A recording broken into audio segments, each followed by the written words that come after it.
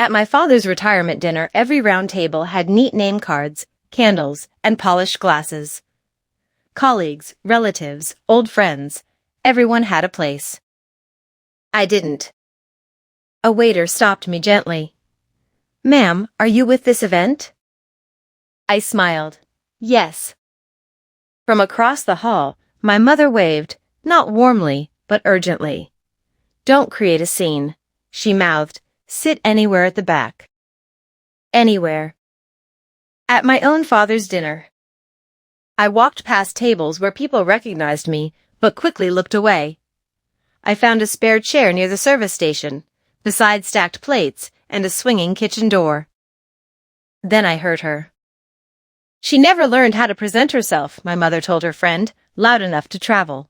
"We tried our best." Her friend chuckled. At least the other children turned out well. The words didn't sting. They settled, like proof of something I had always known. This wasn't new. This was a pattern. My father went on stage.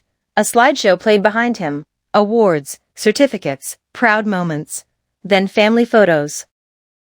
My siblings appeared, smiling, celebrated. I didn't appear once. People started noticing. I could feel the quiet question move from table to table.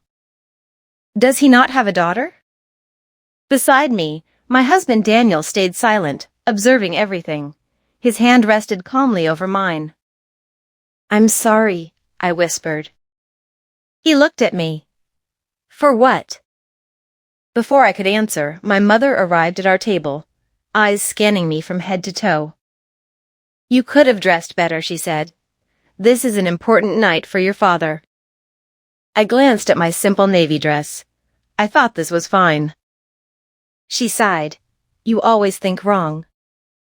Then she turned to Daniel with a polite smile she never used for me. "You must find her difficult to manage." Daniel's voice was even. "Not at all." She laughed awkwardly and left. That's when it became clear. They weren't trying to insult me.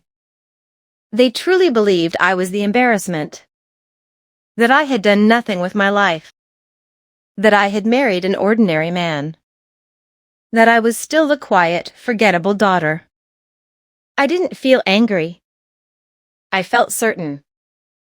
Certain about who they were. Certain about who I was no longer going to be. I stood up slowly. "I need some air," I told Daniel. He nodded, eyes still on my parents across the hall. As I walked toward the exit, applause filled the room for my father's speech. They thought they had won. Daniel and I sat in the car while the applause and music continued in the hall behind us. I expected him to say something comforting. He didn't.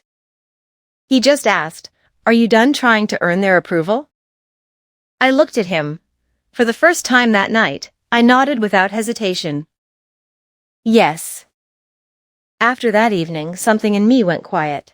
Not sad, not angry, just still. I stopped calling, stopped explaining, stopped showing up where I wasn't wanted. Instead, I focused on my work, my home, and the small routines that made me feel steady. Mornings became peaceful. Evenings became purposeful. I didn't talk about my parents anymore. I didn't need to. Meanwhile, news about them still reached me through relatives. My brother's business was struggling. My sister had moved back home after a failed engagement.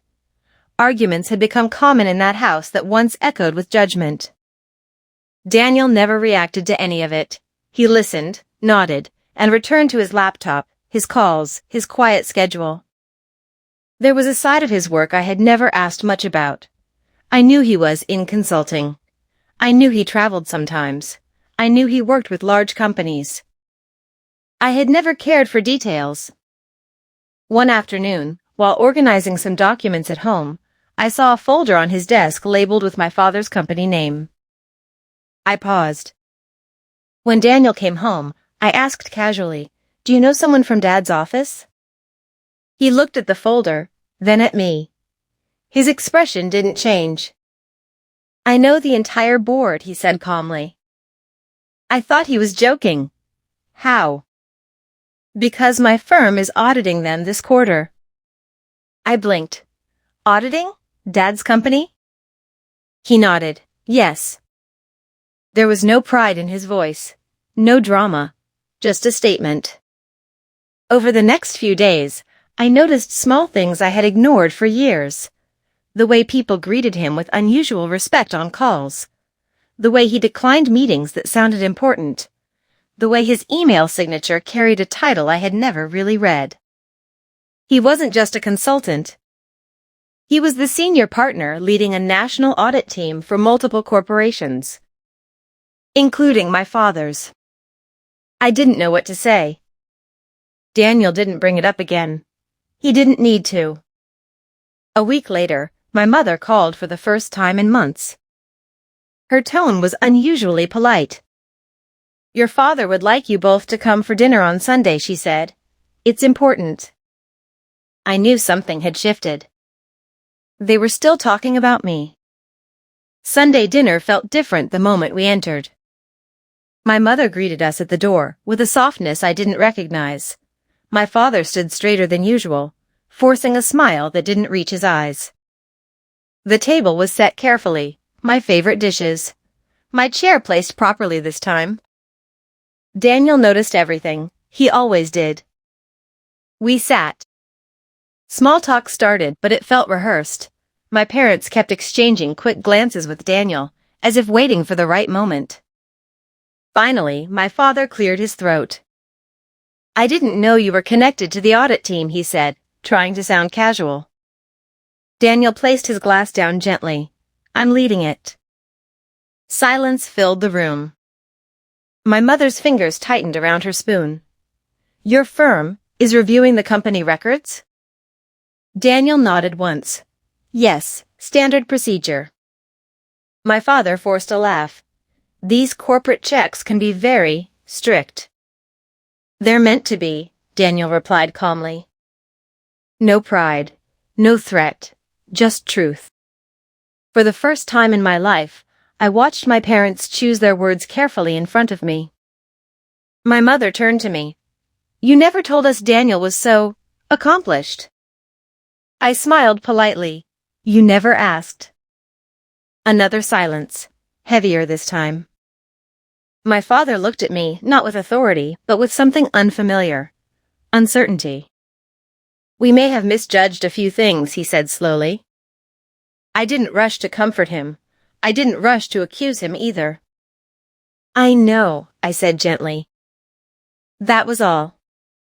No speeches, no revenge, no raised voices. Just calm. They apologized awkwardly, indirectly, trying to repair something they had never valued before.